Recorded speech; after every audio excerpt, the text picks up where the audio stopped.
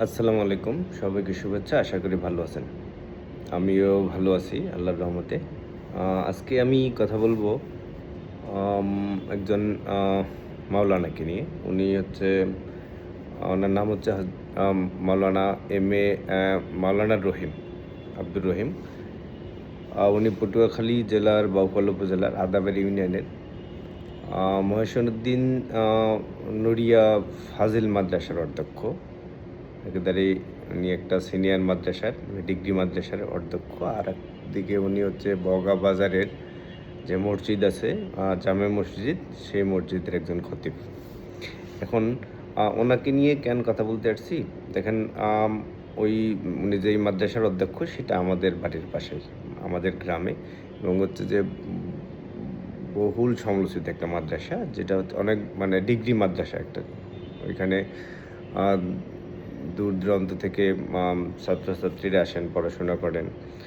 ওটার একটা সুনাম আছে। কারণ ওই মাদ্রাসাটা প্রতিষ্ঠা করেন হযরত মাওলানা আফসার উদ্দিন রহমতুল্লাহ আলাহ এবং এটার ভিত্তিপ্রস্তর স্থাপন করেন সারসিনার দরবার শরীফের পীর যিনি আম উনি আরকি।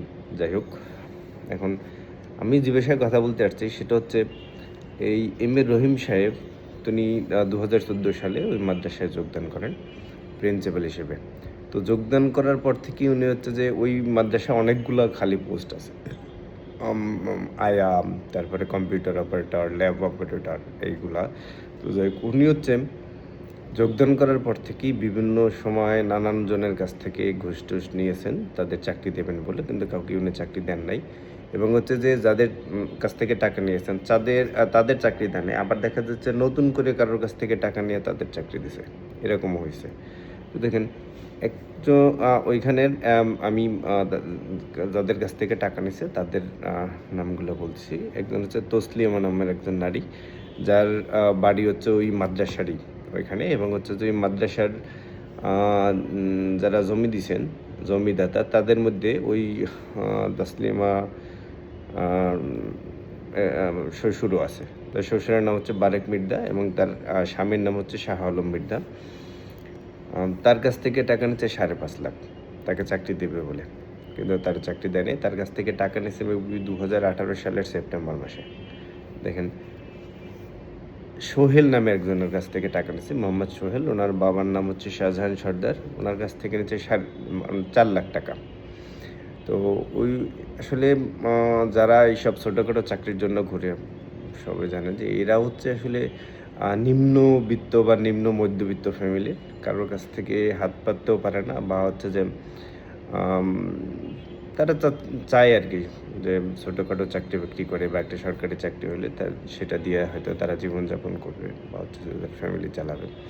ওই লোক দেখেন, এই সোহেল সাহেব যিনি উনি ৪ লাখ টাকা দিয়েছেন। ৪ লাখ টাকার ১.৫ লাখ টাকা আনছে সুদে এবং ১.৫ লাখ টাকার মাসিক সুদ হচ্ছে ৭,০০০ টাকা।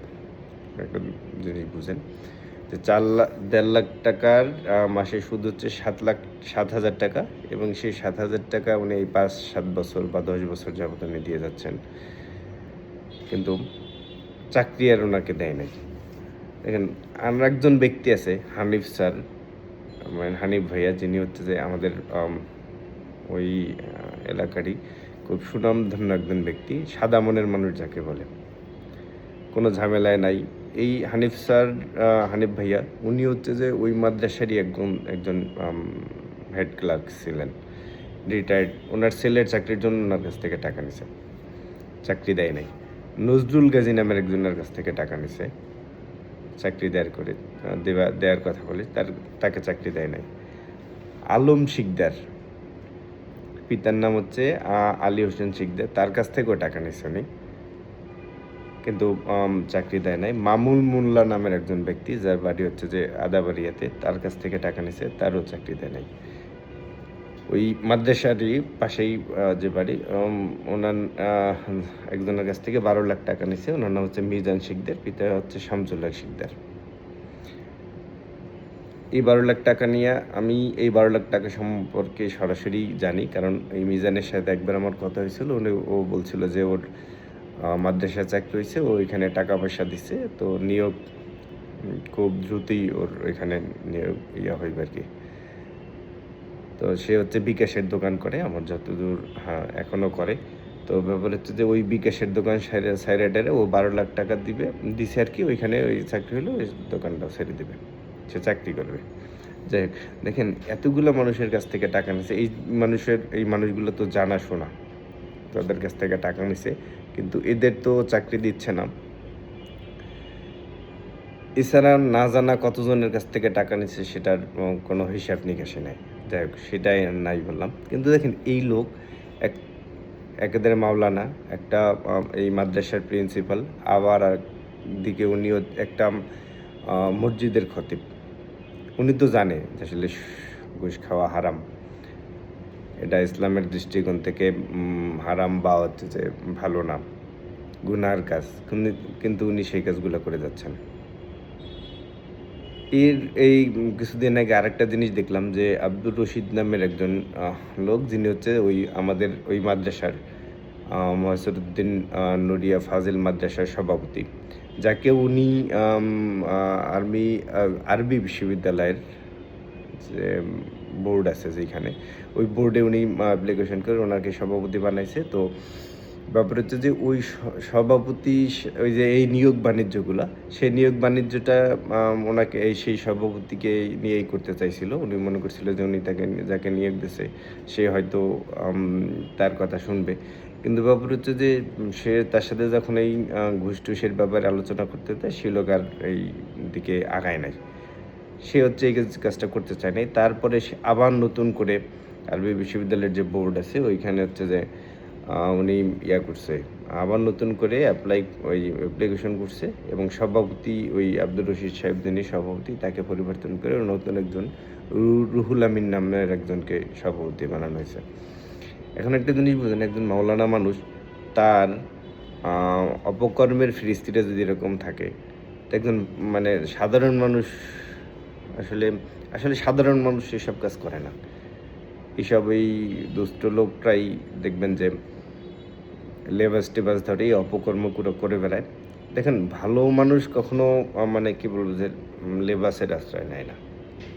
বেশিরভাগ মানুষ দেখেন ওই দুষ্ট লোকগুলা, যারা দুষ্টামি করে, মানে অপকর্ম করে, এরা দেখবেন যে অপকর্ম করতেই লেবাস